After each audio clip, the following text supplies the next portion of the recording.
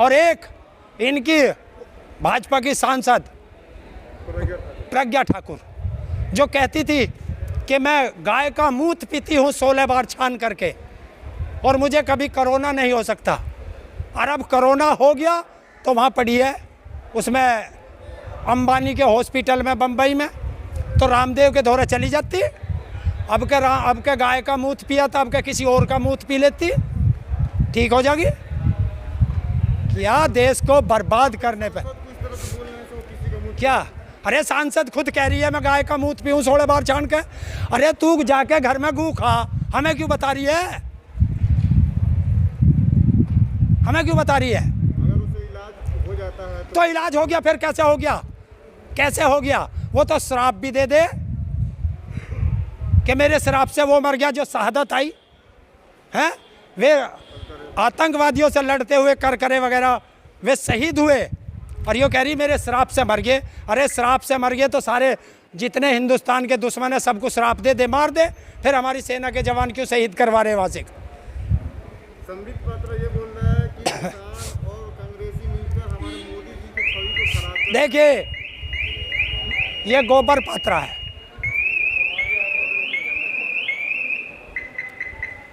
ये गोबर पात्रा है, संबित पात्रा नहीं गोबर पात्रा है।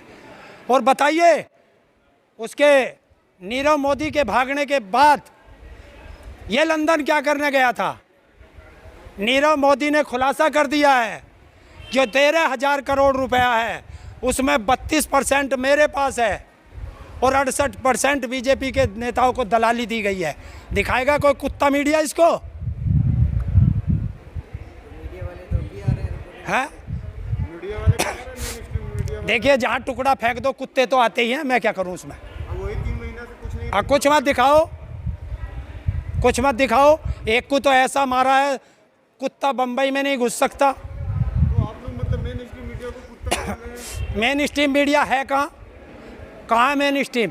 कोई स्वतंत्र चैनल है? 22 चैनल अंबानी के, 36 चैनल उसके सुभाष चंद्र के। अंबानी उद्योगपति, मोदी का यार, और वो सुभाष चंद्र मोदी का दल्ला, राज्यसभा सांसद, तो कौन करेगा? तो सारे चैनल वाले कहते हैं कि मैं सच दिखाता हूँ और मेरा चैनल नंबर 1 है। चोर को पकड़ो। चोर ये कभी कहता है कि मैं चोरी करता हूँ? वो कहता है मैंने आज तक चोरी नहीं की जज साहब। तो सच दिखाने पे ऐसा थोड़ी कि सच दिखाएगा तो फिर वो गलत हो जाएगा। सच दिखाओ, बता कौन सा सच दिखाया?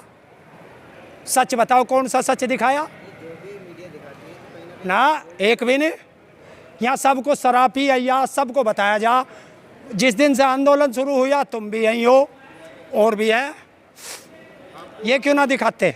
अगर मैं चोर हूँ तो मैं यहाँ नहीं पकड़ा जाऊँगा, वहाँ पकड़ा जाऊँगा, वहाँ नहीं पकड़ा जाऊँगा, वहाँ पकड़ा जाऊँगा। आपको आतंकवादी खालिस्तानी कहा गया और आज तो दिखाओ सबूत। देश में दिख रहे हैं। क्या काला कपड़ा पहनना खालिस्तानी है? अरे मैं तो अगर काला कपड़ा पहनना खालिस्तानी है तो आज खालिस्तानियों के उसमें क्यों जा रहे हो लंगर में? जब देश के अंदर ये आरएसएस के लोग, ये बीजेपी के लोग दलाली कर रहे थे, ऑक्सीजन बेच रहे थे, दवाई बेच रहे थे ब्लैक में, तब खालिस्तानियों ने ऑक्सीजन के लंगर लगा दिए जिन्हें तुम खालिस्तानी कह रहे हो। क्यों गए थे वहाँ? और अगर सरदार होना खालिस्तानी है तो ये मोदी गुरुद्वारे में क्या करने गया था?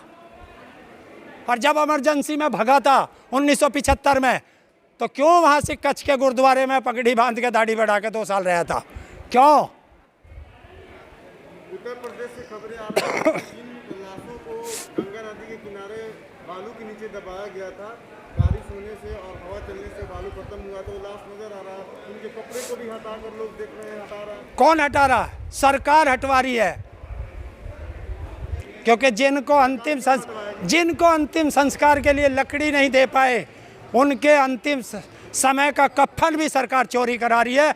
डूब के मर जाए। अगर हिंदू के नाम पे धब्बा है, कलंक है, अगर योगी हिंदूवादी अपने आप को कहता है, लेकिन सरकार उस कपड़े को, कफन को क्यों मतलब चोरी करवाएगी? तो सरकार ने क्यों उनको अंतिम संस्कार के लिए जगह नहीं दी? क्यों एक अंतिम संस्कार में 30-40 हजार रुपया लिया जा रहा है? तो गरीब आदमी क्या करेगा? खाने को रोटी नहीं है, वो 40,000 दे देगा, वो तो मरेगा ही। जो कहते थे कि मैं गंगा का पुत्र हूँ, आज गंगा में लाशें बह रही, वो कहाँ है? ये तुम बताओगे, मैं क्या बताऊंगा? उसकी माँ की गोद में हजारों लाशें बह रही हैं और वो गायब है। वो तो अपना महल बना रहा है, वो तो संसद वो इस तरीके से कर रहा है। जब रोम जल रहा था तो नीरो बांसुरी बजा रहा था, हैं? और आज हिंदुस्तान में लाशें बह रही हैं और यहाँ का जो राजा बनता है अपना महल बना रहा है। ये जनता देख रही है और कभी माफ नहीं करेगी। वो तो नया संसद बन रहा, आप लोग बोल रहे हैं कि मोदी महल बन रहा है। संसद के बराबर में क्या बन रहा है?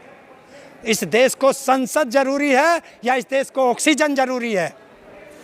इस देश को मोदी का महल जरूरी है या इस देश की जनता को दवाई अस्पताल जरूरी है? बताइए, 7 साल में इसने कौन सा अस्पताल बनाया? लेकिन जिस तरह से जनसंख्या बढ़ रही है तो सांसदों की संख्या बढ़ेगी, इसीलिए संसद बनाया जा रहा है। तो जिस तरीके से जनसंख्या बढ़ रही है हॉस्पिटल की भी तो जरूरत पड़ेगी। हॉस्पिटल बनाया 7 साल में? अरे बनाया, पटेल की मूर्ति बनाई, कोरोना काल में ताला लग गया।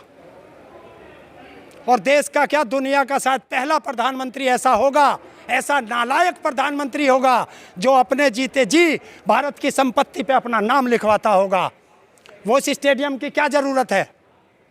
उससे पहले, अरे देश को पहले हॉस्पिटल चाहिए। तो क्या हुआ उसमें? स्टेडियम का क्या हुआ?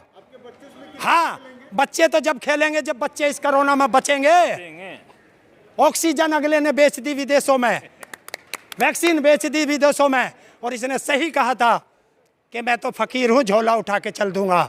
तो फकीर ऐसा ही होता है, अपनी सारी संपत्ति बेच दी और अब कटोरा लेके किसी से ऑक्सीजन मांग रहा है और किसी से वैक्सीन मांग रहा है। तो अपने पुराने धंधे पे आ चुका है, भिखारी पे। वो तो इसलिए उन्होंने कहा था कि कटोरा लेके चल दूंगा, क्योंकि मेरे पास तो मैं धन, देश की मैं कोई संपत्ति में चोरी नहीं करूंगा, इसलिए उन्होंने कहा था। कि चोरी नहीं कर रहे? बताइए कौन सा टीवी चैनल है जिस पर सुबह से शाम तक मोदी के ऐड ना चलते हो? और कौन सा ऐसा चैनल है जो फ्री में चला रहा हो? तो वो पैसा किसके देश का जा रहा, किसका जा रहा? टैक्स का। वो प्रधानमंत्री तो प्रधानमंत्री का ही तो बात सुनने। अरे एक बात तो बताओ, उसको देश चलाने को दिया था या देश बेचने को दिया था? बताओ बताओ। है? देश को बेच के डेवलप होता है? क्या डेवलप करता है? और अगर इलाज ही कराना था तो मोदी के सारे सांसद और सारे विधायक मोदी के बनाए शौचालय में इलाज करा ले। पुरानी सरकार को बनाए हॉस्पिटल में क्यों जा रहा? तो शौचालय भी तो। और जिनको प्राइवेटाइजेशन पसंद है ना, आज उनसे पूछ कि फर्क पता चल जाएगा सरकारी हॉस्पिटल का और प्राइवेट हॉस्पिटल का। यहीं चला जाएगा। गाजियाबाद में यशोदा हॉस्पिटल है, 10 लाख रुपए लेकर के पहले जमा करा के तब कोरोना के मरीज को एंट्री दी है। तो हर आदमी पे 10 लाख है। अरे जिन पे अपने मुर्दों को जलाने के लिए पैसा नहीं है वो 10 लाख कहाँ से देगा? अभी जिस तेजी से महामारी फैली हुई है, लॉकडाउन भी लगाए गए हैं महामारी को रोकने के लिए, उस टाइम पे आपने मतलब कॉल दिया है कि सभी मतलब इस तरह से विरोध करेंगे। तो यार अपने घरों पर विरोध करना कोई गुनाह है? बताइए, अपने घर में झंडा लगा लूं, इसमें कौन सी आपत आ गई? अपनी गली के मोहल्ले पे मैं जो हूँ मोदी का पुतला फूंक दूं, कौन सी दिक्कत है? तो विरोध कर रहे थे इस तरह से। इकट्ठा तो होंगे ना लोग। है? कहाँ इकट्ठे होंगे? 10-5 आदमी इकट्ठे हो जाएंगे। कहीं ना कहीं लॉकडाउन तो तोड़ना होगा। है? अरे लॉकडाउन टूटेगा तो बताइए शराब की दुकान पे कौन जा रहा? वो कौन सी इमरजेंसी में जो शराब की दुकानों पे लाइन लग रही है, उसको कौन सा उत्तर प्रदेश सरकार या भारत सरकार ने पास दे रखा? बता मुझे। है? अच्छा, तू तो देश चला ले। है? और वो आदमी कैसे करेगा जो सुबह से शाम तक अपने बच्चों के लिए ठेली पे सामान बेचने जावे, सब्जी 500 रुपए की लेके, और उस पर तुम्हारा जो पुलिस वाले जूता मार दे, उसकी सब्जी बखेर दे, हर 2,500 और 5,000 हज़ार का चालान काट दे, उसके बच्चे का कैसे पेट भरेगा? और देश चलाता रहिए, जब सारी जनता मर जाएगी फिर देश किसका चला होगा? इस तरह से भी खबरें आ रही है कि सब्जी बेचने वाले को भी पुलिस आजकल मार रहा है, बेचारा वो सब्जी बेच के अपनी जिंदगी चलाना चाह रहा है। अरे उत्तर प्रदेश के अंदर तो एक बच्चे की हत्या तक कर दी, और क्या कराओगे तुम? फैजल नाम की बच्ची कर जाओगे। लेकिन वो तो पुलिस कहती है कि उनकी तबीयत खराब थी, इसलिए उसकी मृत्यु हो गई। अगर उसकी तबीयत खराब थी तो वो सब्जी कैसे बेच रहा था? और तबीयत खराब थी तो उसे हॉस्पिटल लेके जाते। हॉस्पिटल है नहीं तो जनता मरेगी। सरकार से यही कहना है कि इस देश के किसानों की बात सुन लो,